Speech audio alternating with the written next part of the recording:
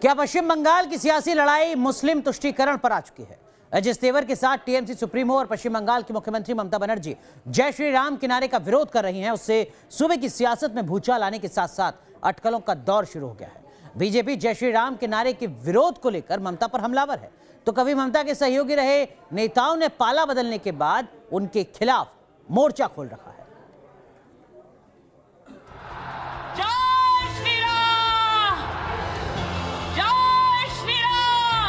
जय श्री राम के नारे से ममता बनर्जी को गुस्सा क्यों आता है? क्या मुस्लिम वोटर्स के लिए ममता को जय श्री राम के नारे पर ऐतराज है?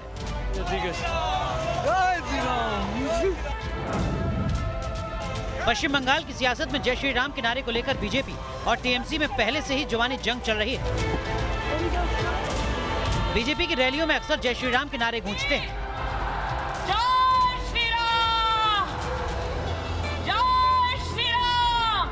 इसे शक्ति प्रदर्शन के तौर पर पेश किया जाता है।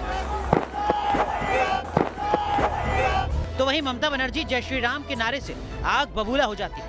प्रधानमंत्री नरेंद्र मोदी के कार्यक्रम में जय श्री राम के नारे को सुनकर ममता भड़क गई और फिर फौरन नाराजगी भी जता दी। नहीं, मेरे को तो लगता है कि गवर्नमेंट का प्रोग्राम का कोई डिग्निटी होना चाहिए। एक गवर्नमेंट का प्रोग्राम है, कोई पॉलिटिकल पार्टी का प्रोग्राम नहीं है, और पॉलिटिकल पार्टी का और गवर्नमेंट का पब्लिक का प्रोग्राम है। मैं तो आभारी हूँ प्रधानमंत्री जी का, कल्चरल मिनिस्ट्री का, कि आप लोगों ने कोलकाता में प्रोग्राम बनाया, लेकिन किसी को आमंत्रण करके, निमंत्रित करके उसको बेइज्जत करना है आपको शोभा नहीं देता है। मैं फिर आप लोगों को कहेंगे, यही on protest of that I am not telling anything. जय हिंद, जय बांग्ला।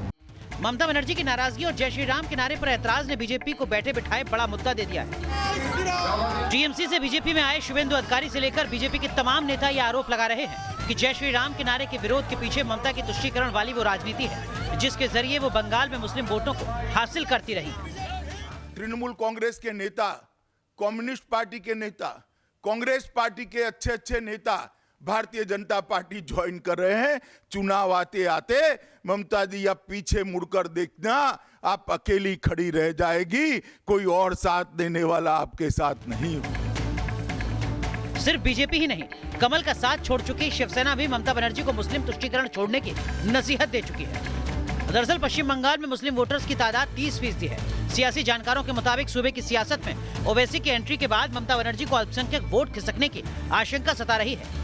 अब तक ये टीएमसी के वोटर माने जाते थे। बदले सियासी हालात में ममता के लिए उन्हें अपनी पार्टी के साथ जोड़कर रख पाना बड़ी मुश्किल दिखाई दे रही है। माना जा रहा है कि ऐसे में ममता मुस्लिम तुष्टीकरण पर चलकर पार्टी के मजबूत वोट बैंक को बचाने की आखिरी कोशिश कर रही है। Team news nation.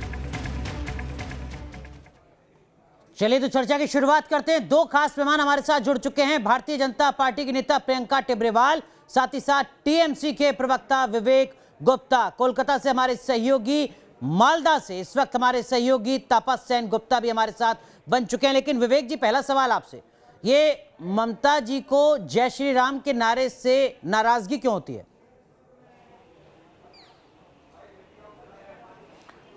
Anurag ji, मैं बहुत देर से आपका ये शो का जो इंट्रोडक्शन था ये देख रहा हूँ, और मैं आपत्ति भी जताना चाहता हूँ और आपसे आग्रह भी करना चाहता हूँ कि दीदी को कभी भी न जय श्री राम के नाम से तकलीफ है, न उसका कभी उन्होंने लिखित मौखिक कहीं भी कोई विरोध किया है।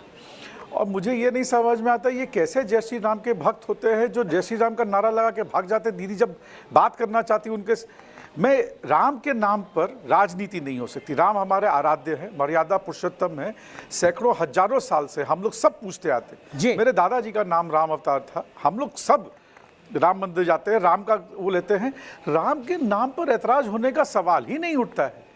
ये गलत धारणा बीजेपी ने बनाने की चेष्टा की है, ठीक है, और इसका मुंह तोड़ जवाब बंगाल की जनता जवाब ले लेते हैं। विवेक जी जवाब ले लेते हैं। प्रियंका आप लोगों से आग्रह है, जो बात आप लोगों से आग्रह है कि आप लोग ये शब्द मत यूज करिए। आपने जो बात कही है सर, उसी बात का मैं जवाब लेता हूं प्रियंका जी से। प्रियंका जी, दो बातें विवेक जी यहाँ पर कह रहे हैं। पहला तो ये कि ममता जी को जय श्री राम के नारे से कहीं कोई आपत्ति नहीं है, किसी तरीके की कोई नाराजगी नहीं है।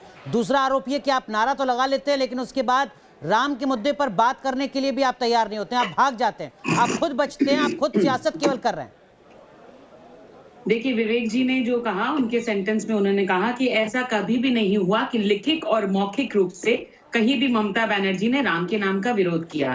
तो मैं अभी बताती हूँ कि कल ही का एक मेरा वीडियो है जो मैंने फेसबुक पर पोस्ट किया है, जिसमें मौखिक आप देखेंगे ममता बनर्जी गालियां दे रही हैं। गालियां दे रही हैं तब दे रही हैं जब उनकी गाड़ी पास हो रही थी, कुछ लोगों ने राम का नाम ले लिया तो उनको ऐसा लगा कि जैसे ऐसा कोई शब्द का इस्तेमाल हो गया हो जो कि किसी भी मर्यादा को पार करता है या असभ्यता है उनके हिसाब से। तो वो गाड़ी से उतर करके उनके वर्ड्स रिपीट कर रही हूँ, गाड़ी से उतरी और उन्होंने कहा कि बैरागत हो तुम, हमारा खाते हो, हम ही को आंख दिखाते हो, चमड़ा खिंचवा लूंगी। तो ये सारी बातें जो उन्होंने कही, ये राम का नाम सुन करके कही। तो विवेक जी ने अभी अभी जो कहा वो बात झूठी साबित हो गई कि मौखिक ममता बनर्जी ने कुछ नहीं कहा। दूसरी बात ये, विक्टोरिया में उस दिन जो हुआ, चलिए फिर ये कहेंगे कि वो तो प्रोग्राम था, वो तो सरकारी प्रोग्राम था। तो मैं तो फिर कहती हूँ और बार बार कहा है कि किसी सरकारी नुमाइंदे ने या कोई भी आदमी जो पोस्ट में था उसने नारा नहीं लगाया, ये जनता का नारा है और ये ईश्वर को याद किया गया था। तो फिर ऐसी बेचैनी क्यों? मैं ये कहती हूँ, ये कैसी मुख्यमंत्री है जो हर मर्यादा को पार कर लेती है? ये कैसी मुख्यमंत्री है? ठीक है प्रियंका जी, दो दलील आपने यहाँ पर दी हैं। मैं उम्मीद करता हूँ कि विवेक जी उसका जवाब देंगे और इसके पीछे किस तरीके की तुष्टीकरण की कोई सियासत तो नहीं है, ये भी हम समझने की कोशिश करेंगे। हमारे सहयोगी तापस भी हैं। लेकिन इस वक्त की एक और बड़ी खबर पश्चिम बंगाल से जुड़ी। पश्चिम बंगाल के अलीपुरद्वार की रैली में ममता बनर्जी ने ऐलान किया है। ममता बनर्जी ने एक बार फिर कहा है कि पश्चिम बंगाल में एनआरसी को लागू नहीं होने देंगे। ममता बनर्जी ने कहा है कि एनआरसी के नाम पर बीजेपी डर फैलाना चाहती है और इस डर को सफल नहीं होने दिया जाएगा। तपस, कल भी हम बात कर रहे थे एनआरसी सीएए बड़ा मुद्दा पश्चिम बंगाल की सियासत में।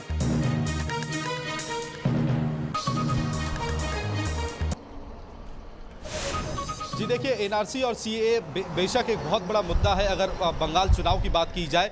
और आप अगर देखेंगे कि अभी केंद्र सरकार की तरफ से कहा गया कि तकरीबन जुलाई तक ये सीएए लागू करने का प्लान है सरकार का। तो उस लिहाज से जो बंगाल बीजेपी के नेता है वो बार बार ये कह रहे हैं कि चुनाव से पहले या तुरंत चुनाव के बाद सीएए लागू किया जाएगा। लेकिन ये सीएए लागू होना, ममता बनर्जी एक ऐसी नेत्री है जो पहले दिन से ही इसका विरोध जता रही थी, पूरे देश में सीएए और एनआरसी लागू होने के विरोध कर रही थी। वो बाखूबी जानती है कि अल्पसंख्यक वोट बैंक, चाहे वो ममता बनर्जी हो, चाहे वो लेफ्ट वामपंथी जो दल 34 साल पश्चिम बंगाल में सत्ता में थे, वो ये बंगाल की राजनीति कहीं ना कहीं माइनॉरिटी वोट बैंक पर रखकर ही की जाती है। वो 27 से बढ़कर 30% हो चुका है। अगर यहां पर कोई दरार पड़ता है तो सीधे तौर पे वो जो भी पार्टी सत्ते पे होगी उसके वोट बैंक पर असर पड़ेगा। तो इसको लेकर बहुत कॉन्शियस है ममता बनर्जी, बार बार यही कह रही है। और जो तृणमूल कांग्रेस के सूत्रों से भी खबर है कि किसी भी सूरत पर चाहे कितना भी बड़ा आंदोलन करना पड़े,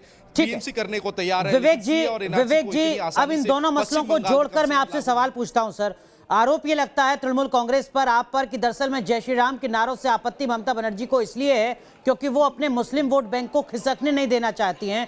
वो मुस्लिम वोट बैंक जो पश्चिम बंगाल की 120 सीटों पर अपना असर रखता है, 70 सीटों पर हार और जीत का फासला तय करता है। विवेक जी, राजनीति में धर्म और धर्म में राजनीति दोनों ही नहीं करती है ममता बनर्जी, और न किसी को और को करने भी देती है। आपको मैं दोबारा दोहराना चाहता हूँ, जो प्रियंका जी कह रही थी उनका भी जवाब देना चाहता हूँ। गाड़ी से जब दीदी उतर रही हैं, वो वीडियो में जब वो बता रही हैं, तो वो लोग अचानक गायब क्यों हो गए जो नारा लगा रहे थे? अगर भाई उनको जय श्री राम तो बोलने कोई गलत काम तो किया नहीं उन्होंने। अगर जय श्री राम बोलना कोई अगर जय श्री, देखिए प्रियंका जी, जब मैं बोल रहा था आपने कुछ नहीं बोला। प्रियंका जी जब आप बोल रही थी मैंने कुछ नहीं कहा। मुझे लगता है आपको भी मुझे वो सम्मान देना चाहिए। हाँ, मैं ये कह रहा हूं कि जब जो जय श्री राम बोल रहे हैं उनके मन में कोई डर नहीं है, चोर नहीं है, डटे रहते, बात कर लेते। यहाँ मैं बता रहा हूं दीदी खुद ठीक है, लेकिन विवेक जी, जो मेरा सवाल था वो कहीं बीच में अटक गया। क्या मुस्लिम तुष्टीकरण की सियासत तो नहीं हो रही है पश्चिम बंगाल में? सर सवाल ये था, 120 सीटें तो नजर में नहीं है तृणमूल कांग्रेस के, और उसी के मद्देनजर इस तरीके का जो प्रोजेक्शन है वो तो नहीं किया जा रहा। अनुराग जी मैं बोलूं, ममता बनर्जी 11 करोड़ बंगालियों की मुख्यमंत्री हैं, और जैसे प्रधानमंत्री 130 करोड़, जिसमें मैं भी शामिल हूं, 130 करोड़ भारतीयों के प्रधानमंत्री हैं। सर जो आप कह रहे हैं वो आदर्श बात है सर, टीवी डिबेट्स में अच्छी लगती है, लेकिन जमीन पर क्या जो भी हकीकत काम है करती ये थोड़ा समझने की कोशिश कर रहे हैं। माफ कीजिएगा, मैं आपको रोक रहा हूं। विवेक जी, मैं रोक रहा हूं आपको, माफ कीजिएगा। इस वक्त एक बड़ी खबर हम आपको बता दें, बंगाल में चुनाव से पहले सियासी तनाव लगातार बढ़ता हुआ नजर आ रहा है। टीएमसी ने बीजेपी नेताओं की रैली का विरोध किया है। दक्षिण 24 परगना में टीएमसी नेताओं ने काले झंडे दिखाए। मुकुल रॉय, शुभेंदु अधिकारी के काफिले को काले झंडे दिखाए गए हैं। तो तस्वीर लगातार हम आपको दिखा रहे हैं। देखिए पश्चिम बंगाल की तस्वीर आप देख रहे हैं, जहां पर दक्षिण 24 परगना में टीएमसी के नेताओं ने बीजेपी के बड़े नेताओं को, मुकुल रॉय और शुभेंदु अधिकारी को काले झंडे यहां पर दिखाए। टिबड़ेवाल जी, अब यही सब कुछ हो रहा है पश्चिम बंगाल में।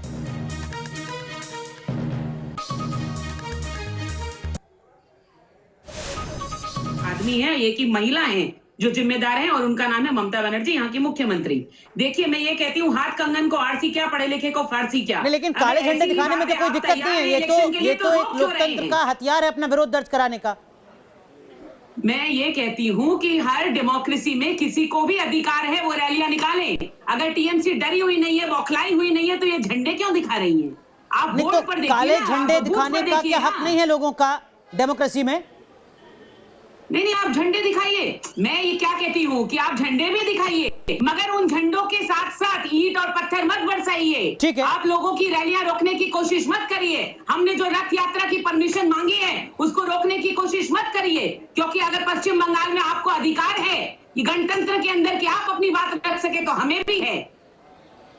ठीक है, लेकिन जो गुप्ता जी मैं सवाल आपसे पूछना चाह रहा था विवेक जी, वो यही था। देखिए ये आरोप लगातार लग रहा है और कई मौकों पर इस तरीके की बातें सामने आती रही हैं कि जो मुस्लिम वोट बैंक है उसको खिसकने की कोशिश नहीं करने देना चाहते हैं ममता बनर्जी, और यही वजह है कि एक पूरे तबके को एड्रेस लगातार किया जा रहा है। उनके दौरे जो हैं वो उसी तरीके से प्लान किए जा रहे हैं। विवेक जी, मैं तभी जवाब दूंगा अगर आप मुझे बीच में नहीं टोकेंगे तो, क्योंकि आप क्या, मैं जवाब चालू नहीं करता उसके पहले आप बीच में रोक देते हैं। आप अपनी बात सुनने में ज्यादा इंटरेस्टेड है बजाय मेरी बात सुनने में, तो मैं क्यों बोलूं? सर आपने अपनी चार बातें कही, मैं नहीं बोला बीच में। बोलने देना चाहते हैं कि नहीं? सर आप मेरी भी मजबूरी समझ सकते हैं, आप अपनी बात कहिए, मुझे क्या करना है सर वो मैं आपसे नहीं जानूंगा। नहीं, आपकी मजबूरी, मैं बहुत सम्मान के साथ आपसे सवाल कर रहा हूं, उम्मीद करता हूं कि आप तर्क के साथ अपनी बात कहेंगे, लेकिन आप मुझे डिक्टेट करें सर, ये तो मुमकिन नहीं हो सकता डिबेट में। अगर मुझे मेरी बात खत्म करने का मौका तो देंगे सर। आप कितना लंबा बोलेंगे ये उस पर निर्भर करेगा। कहिए विवेक जी, जो सवाल मैं आपसे पूछ रहा हूं उसका जवाब दीजिए। नहीं तो अरे मुझे मेरी बात तो खत्म करनी सर, शुरू तो कीजिए। हाँ मैं जवाब, आप क्या है, मैं जवाब देना शुरू नहीं करता, आप पहले रोक देते हैं। मैं जवाब देना शुरू भी नहीं करता, उसके पहले आप रोक देते हैं। मैं बोल रहा हूं कि 11 करोड़ पश्चिम बंगाल सरकार कोई काम करती है तो वो हिंदू हो, मुसलमान हो, दलित हो, सिख हो, ईसाई हो, सबके लिए काम करती है। ममता बनर्जी एक किसी एक के लिए नहीं काम करती है। और उसी तरह जब पॉलिटिकल प्रोग्राम किया जाता है, काम किया जाता है, तो वो हर तबके के लोगों से मिल रही है, हर जगह जा जाके सबसे मिल रही है। उसमें ये नहीं है कि इससे मिलना है उससे नहीं मिलना है, क्योंकि सभी प्रेमी हैं, सभी आत्मीय हैं, सभी का साथ चाहिए। और पश्चिम बंगाल सरकार में जब काम करना होगा या तृणमूल पार्टी को भी जब काम करना होगा तो समाज के हर टुकड़े को, हर वर्ग को साथ में लेकर चलना पड़ेगा।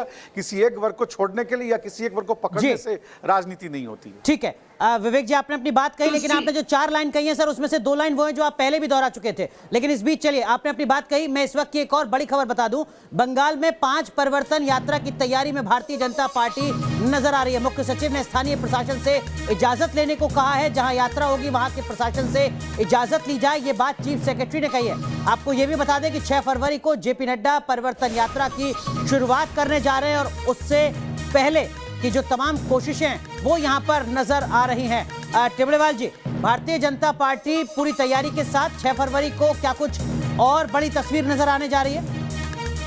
देखिए मैं इस बात का जरूर जवाब दूंगी, लेकिन मैं संक्षेप में पहले आगे की जो उन्होंने बात कही उसका जवाब दे देती हूँ कि तुष्टीकरण को राजनीति के लिए सबसे ज्यादा अगर व्यवहार किसी ने किया है तो वह ममता बनर्जी है। नहीं तो मैं आपसे पूछती हूँ, जो एनआरसी और सीएए के लिए अभी कह रही है नहीं होना चाहिए, नहीं होना चाहिए, वही सीपीएम को गिरा करके, कागज फाड़ करके स्पीकर के मुंह पे क्यों उन्होंने कहा था कि बांग्लादेशी जो इमिग्रेंट्स हैं उनको नहीं आने देना चाहिए? क्यों कहा था? तब क्यों कहा था? और अब क्यों उन्होंने अपना स्टैंड बदला? क्योंकि वहां के लोगों को अंदर घुसा के कागज बनवा करके वोटर्स बनवाया है। विवेक जी, वक्त थोड़ा कम है, आप जवाब देना चाहेंगे इस सवाल का? जो इनके वोटर्स हैं,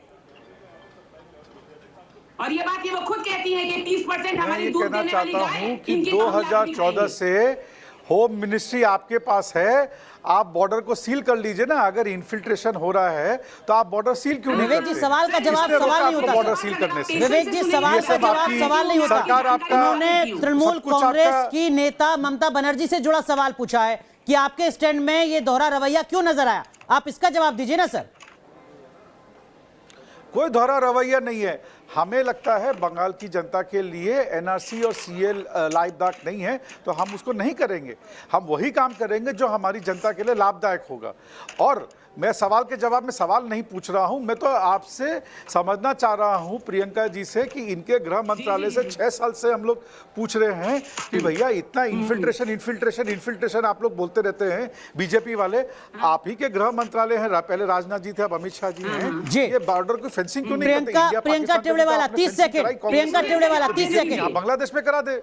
जी, बिना कोई भी डिस्टर्बेंस मुझे इसका जवाब देने दीजिए। देखिए क्या है, भगवान की दया से थोड़ा बहुत पढ़ करके आती हूँ मैं, तो आपको बता दूं, ये लोग बार बार ये सवाल पूछते हैं और बंदूक की नली जो है होम मिनिस्ट्री की तरफ घुमा देते हैं। तो ये आपकी जानकारी के लिए बताती हूँ कि जब भी कोई बॉर्डर पोस्ट बनती है या वहां पर पोस्टिंग होती है तो और जो बॉर्डर पोस्ट बनी जाती बंदूक है ही है नहीं। उसके लिए जमीन प्रियंका जी, जो होती बंदूक है वो आपके पास केंद्र है। सरकार नहीं एक्वायर कर सकती, स्टेट गवर्नमेंट को एक्वायर करनी पड़ती है। और वहां पे जो डिस्टेंस होता है एक पोस्ट से दूसरी पोस्ट का, वो अरे जो- मिनिमम जो है 3.5 अरे जितनी किलोमीटर दूर होना से चाहिए। छापनी है, ठीक है वहाँ तो ठीक है लगा ठीक है, दीजिए। माफ कीजिएगा माफ कीजिएगा माफ कीजिएगा, आप दोनों को रोक रहा हूं। माफ कीजिएगा प्रियंका, माफ कीजिएगा विवेक, बहुत बहुत शुक्रिया तपस आपका भी जुड़ने के लिए। तो पश्चिम बंगाल की जो भी सियासी हलचल होगी वो लगातार न्यूज नेशन आप तक पहुंचाता रहेगा।